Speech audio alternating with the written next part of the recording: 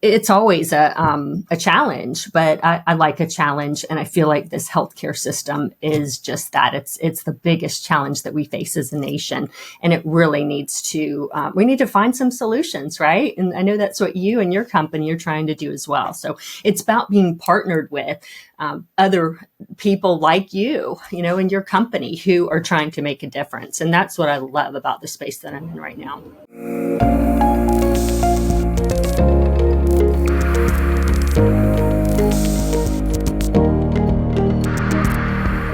Hello, everyone. Welcome back for another episode of our Healthy Savings podcast. I'm Sasha Gribov. I'm your host. I'm the co-founder of a company called Milu. And today we're joined by Liz Antaya, who's an employee benefits advisor with Stahl and Associates. And Liz, we're so excited to have you on the pod. I'm so excited to be here. Thank you so much, Sasha. I really appreciate the invitation. Absolutely. So we love starting off just by getting to know you. Who are you? How did you get here? Where do you work? And why do you do what you do? That's a loaded question. So it did take me some time to get here. I learned in this life to never say never. I grew up with my mom owning an Allstate agency, and I said I'd never do anything having to do with insurance, and didn't think I'd be back in Lakeland, Florida either. But that's where I am, in Lakeland, Florida, doing insurance. I've been doing this for almost 14 years, and I've been with Stahl and Associates for going on 10 now. Crazy how time flies. Just as an aside, Stahl and Associates Insurance was the largest privately held insurance agency in the state of Florida. But just last summer, just like everybody else, we got acquired by a much larger company called Higginbotham. So we're excited about that. New partnership means new resources and opportunities. So we're learning more about what that means every day. But in my kind of endeavor to learn more about healthcare, I wanted to learn more about, I was just doing BUCA plans when I started, just like everybody else for small, mid groups. But I really wanted to get in the self-funding arena where I really felt I could make a bigger difference. But it was hard to find people, other benefit advisors who weren't running around with their heads on fire. So I ended up joining a cohort of people headed by Tom Scott, who did my master's degree in health benefit design. So I signed up for that out of the University of Lynchburg. And I'm so glad I did, because it wasn't just the content and all that I learned, because I learned a ton, but it was the people that I met and the influencers in this industry that I became acquainted with. And it was through that program that I became familiar with the Health Rosetta movement and Dave Chase and so many other industry leaders. And that's why I joined Health Rosetta and that movement, and later Mitigate Partners and Carl Schuessler. So that has been a real game changer for me, because I want to be able to make a difference, right? And you just can't do it in that BUCA world. It's really cool that you went back to get a higher degree in this specific field. Most people don't. What was that process like? Like what did you start seeing that made you say, hey, I want to figure out self-funding and like I need to go deeper and understand this stuff? So to me, it is and can be a complex industry, right? In the self-funding world, in the fully insured, not so much. We call it pushing the easy button, right? But you just get so little in return. You just pay out and you get very little care. And just incidentally, I'm a product of, my father was a 40-year practicing physician here in town. So I kind of know it from that provider perspective. And I wish he were still alive, because I'd love to have some conversations. Unfortunately, he passed away in 2012, and he was a psychiatrist. And there's a huge need for that specialty these days. You know, with, like I said, with regards to self-funding, that's the only place you can really make a true difference. It's nice that smaller employers, now we can get into that, are able to jump into that, because I think it's only been reserved for the large and mega employers in the past. But I just felt like I had to know the intricacies, and there were so many of them. And taking that master's degree class, it was kind of revealed to me. I remember one class where all like, why are we looking at doing this? It was the FIA group taught by some of the attorneys, right, at the FIA group. And it kind of scared us. It was like, oh my goodness, there's so many things to be aware of. But you know, as an advisor, I have to be aware of all of them. You've got to, I mean, it's a hard space. You have to be the expert. You are the trusted resource that an employer, the employer is not the expert in self-funding unless, I don't know, you're Walmart and you've got, hundreds of people working on it. But otherwise, like, they go to you and you gotta answer a lot of different questions for them. Right, right. And if I'm not the expert, I have to know who to go to. And so that, like, I can't be like, I have people who do P&C, do benefits, do like, you can't be a master of all. And I wanted to specialize and focus on this space because there's so much within it, right? Like, and as soon as you know all the answers, they change the questions, by implementing a new law or regulation, CAA, as we know. I started in 2010, which was kind of a funny time to go in employee health benefits space with the Obamacare had just come out. So it's always a challenge, but I like a challenge. And I feel like this healthcare system is just that. It's the biggest challenge that we face as a nation. And it really needs to, we need to find some solutions, right? And I know that's what you and your company are trying to do as well. So it's about being partnered with other people like you, in your company who are trying to make a difference. And that's what I love about the space that I'm in right now. Yeah, same here. I mean, it's not static. Like, things are changing, and there's a lot of people pounding the table saying, we think this can be different. Whether those are doctors who are saying, what I'm doing right now is unsustainable. I can't be putting in 12-hour days and putting in another 2 hours at home typing in stuff onto my medical record, and then billing's messed up regardless, to employers, to patients. Like, it doesn't work for anyone right now. Right. Yeah. And again, with regards to the doctors, it's kind of nice seeing that wave of doctors who are not happy with the way the system is going. Right. And so the DPC move, I'm surprised there aren't more doctors that are moving to that model, just because I think that's why they got in the space that they did, to do no harm, to care for patients, and to really be able to establish that relationship. I just went, I do have a DPC, but I also still have the conventional PCP. And I just went 2 weeks ago. And I'm always I'm like, because I want to experience it myself, right? What the typical American is experiencing. And it's so true. You wait a couple of weeks to months to get in, to have that 7 minutes, wonderful 7 minutes with your provider once a year. How can they know you? How can they know your goals? They can't. I mean, the bottom line is they can't. I had the exact same thing. I mean, we moved. I needed a new primary care physician. Saw someone. They were fine, but then to schedule an appointment, it was literally scheduling 12 months out. And I was like, that's great for a checkup, but like, what if something's wrong? And so I went to someone else.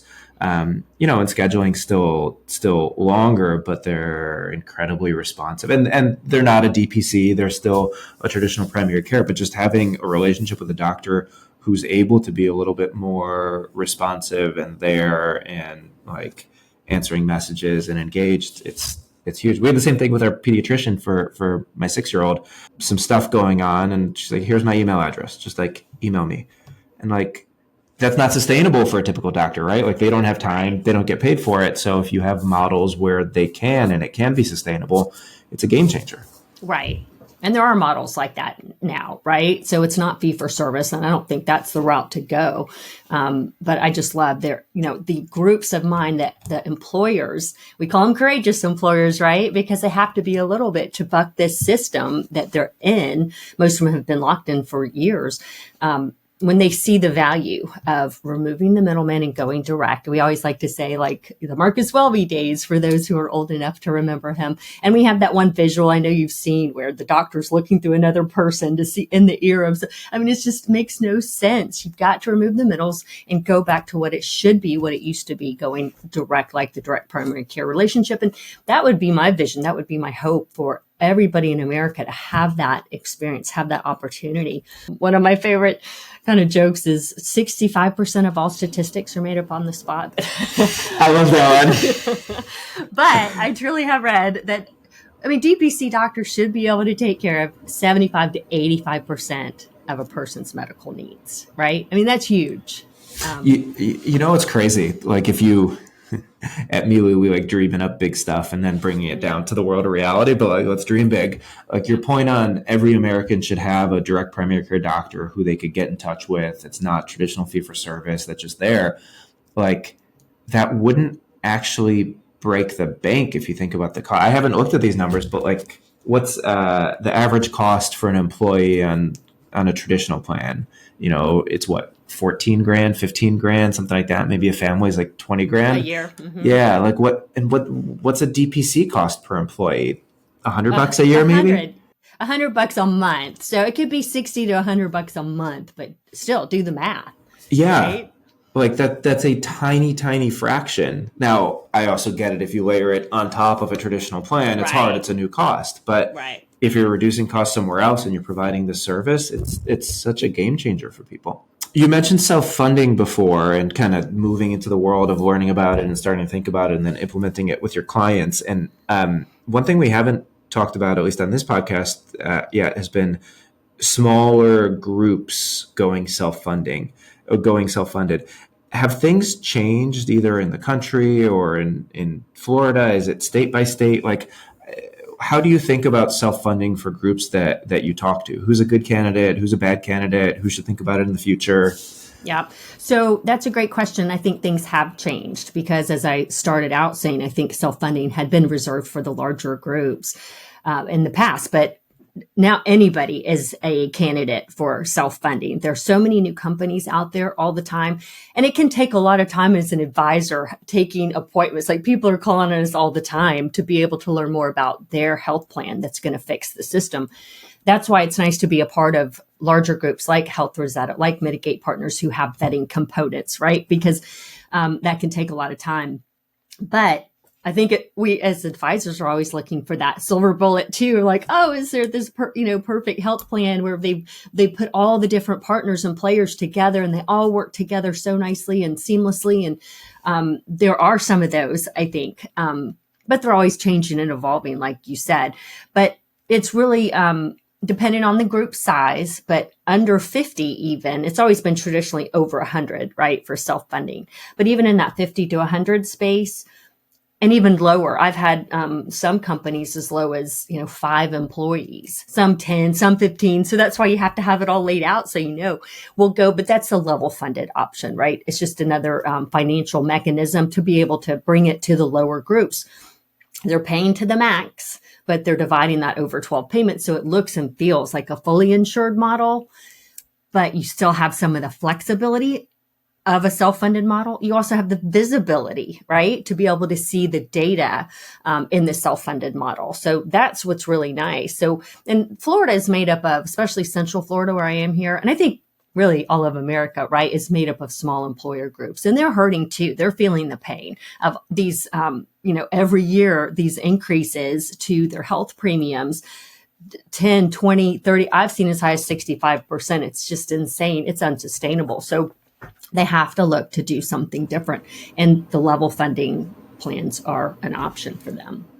What's usually the flip between level funded to like self-funded, but not doing level funding? Is it a size usually? So it could be a number of factors. Usually size is definitely a component. Like I said, over 100, oftentimes we look to go true self-funded. It also can be a product of the employer's cash flow or their, risk tolerance. Because when you're true self-funded, like the clients get usually a weekly email. This is what we're taking out based on your claims this week. It can be a big difference and variability between that.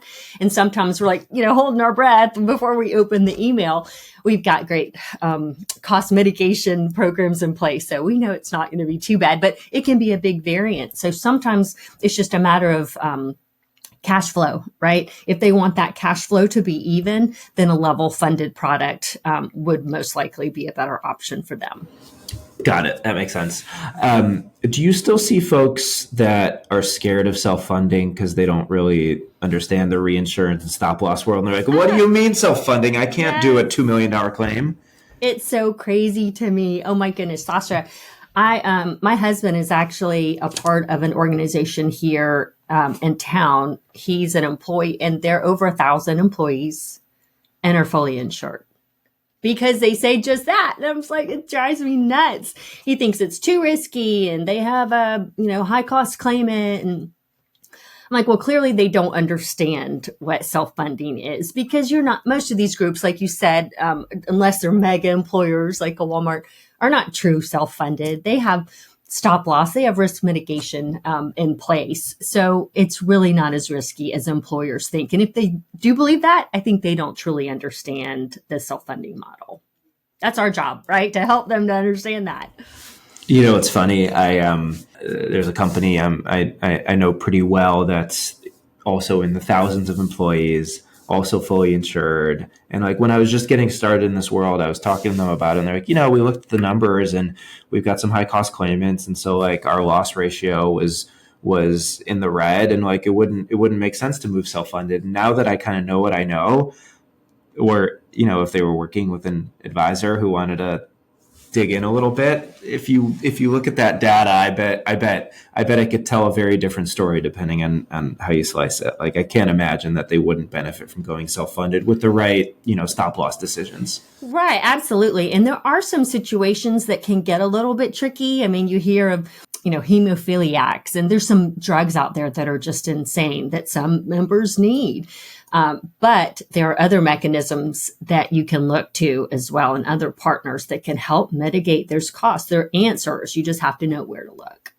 That makes sense. So who are your typical clients? Like who do you work with today? What do they typically come to you with? What are their challenges, and what are they hoping to accomplish? I like working with car dealers. That's one of my best and brightest accounts. I just love them to death because they were my first employer group that was bold enough to kind of take this jump.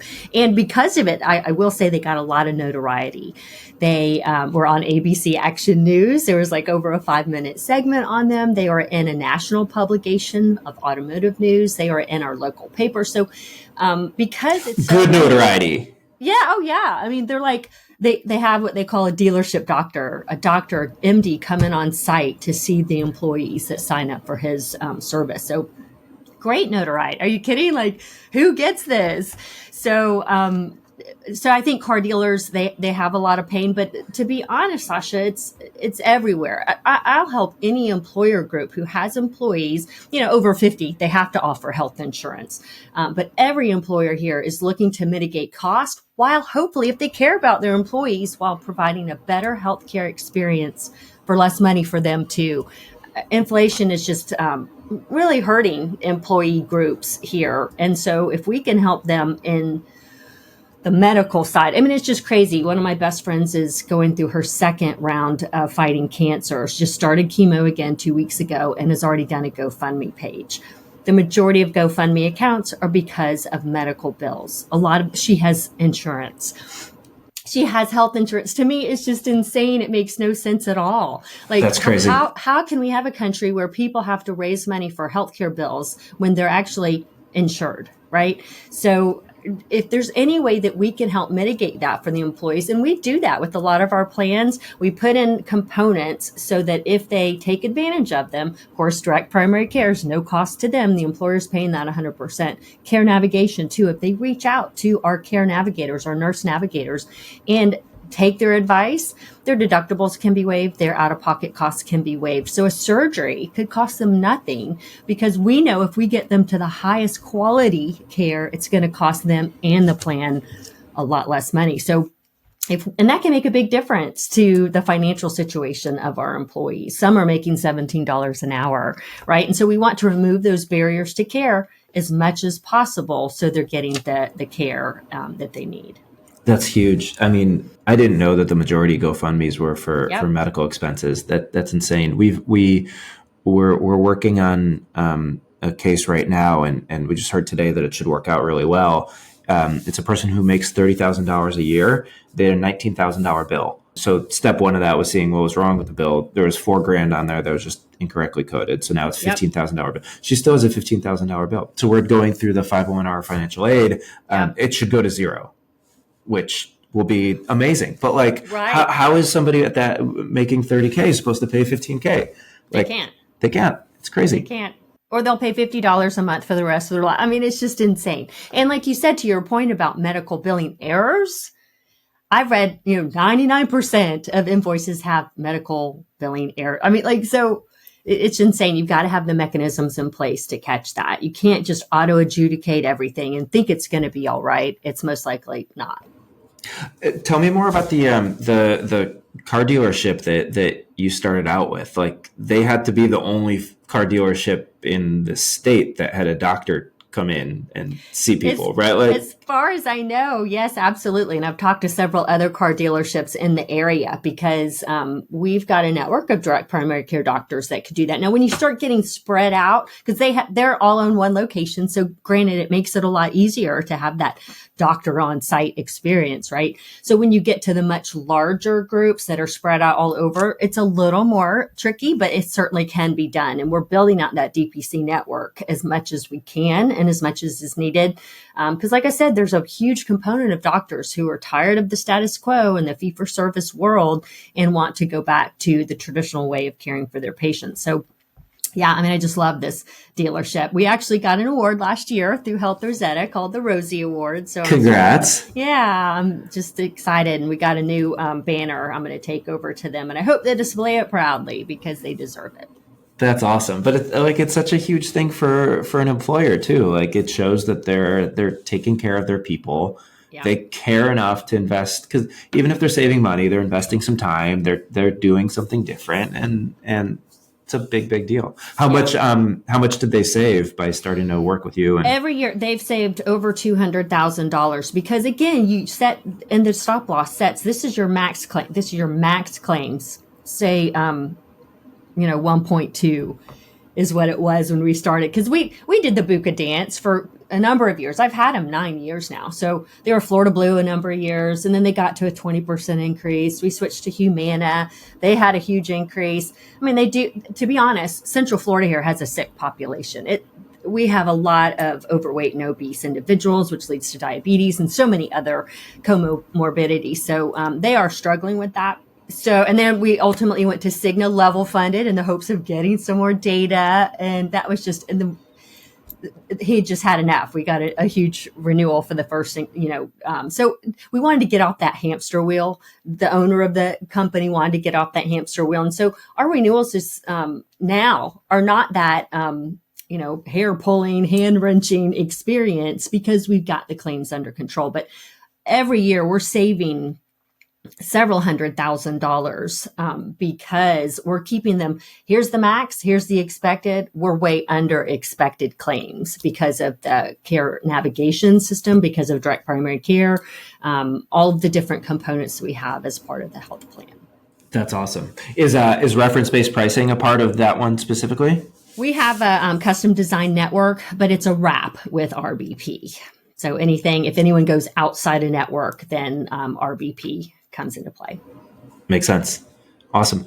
Where do you think this is all gonna go? Like, for your typical employer like that, let's call it a car dealer in Central Florida, or a manufacturer, or a warehousing company or something like that has a few hundred employees, or even 75 employees.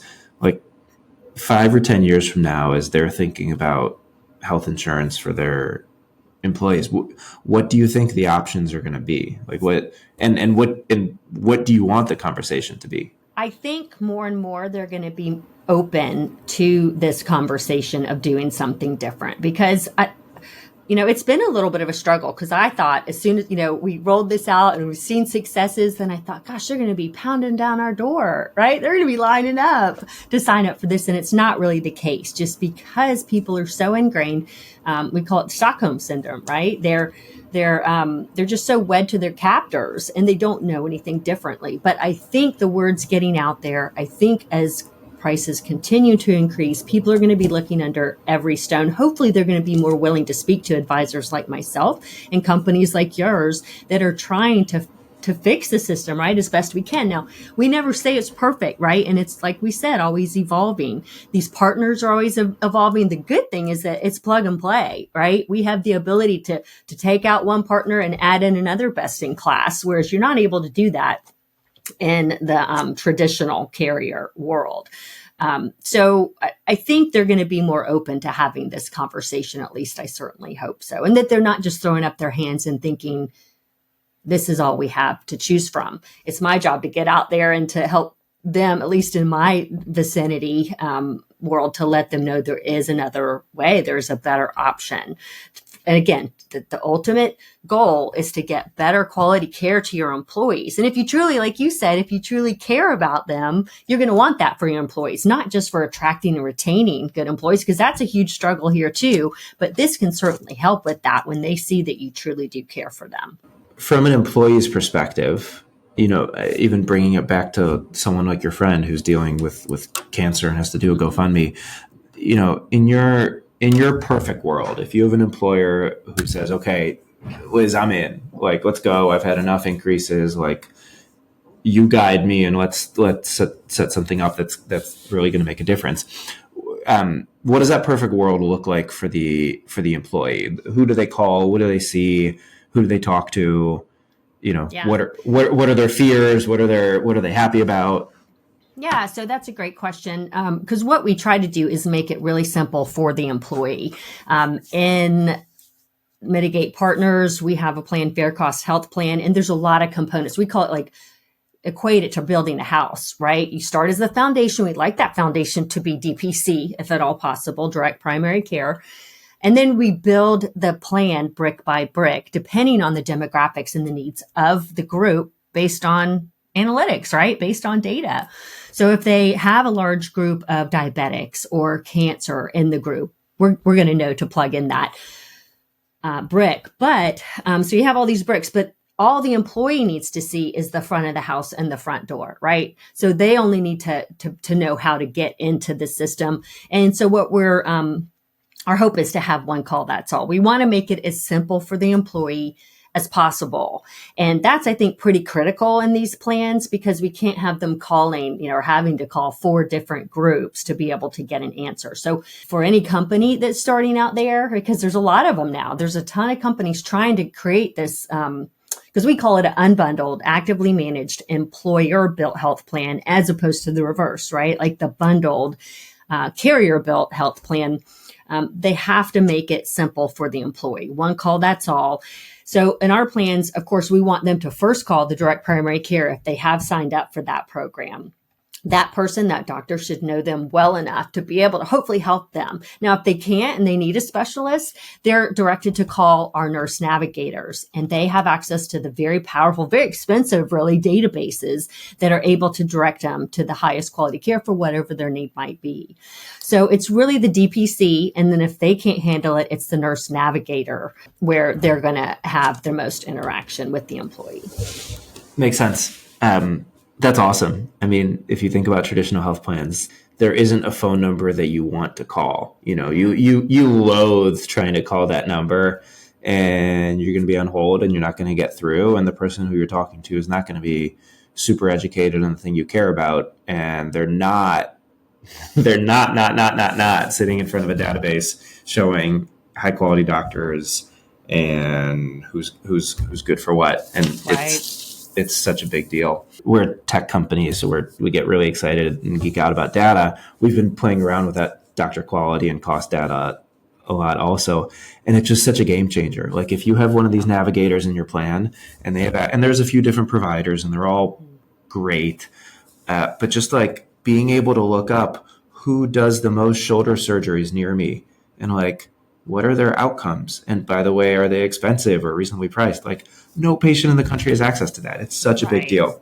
Exactly. And to your point, technology is huge too. I was reminded that just yesterday in a conversation, that a lot of these carriers, probably other companies, even TPAs, some of them are using technology that's 10, 20 years old, right? And that just doesn't have the ability to act fast, to act accurately.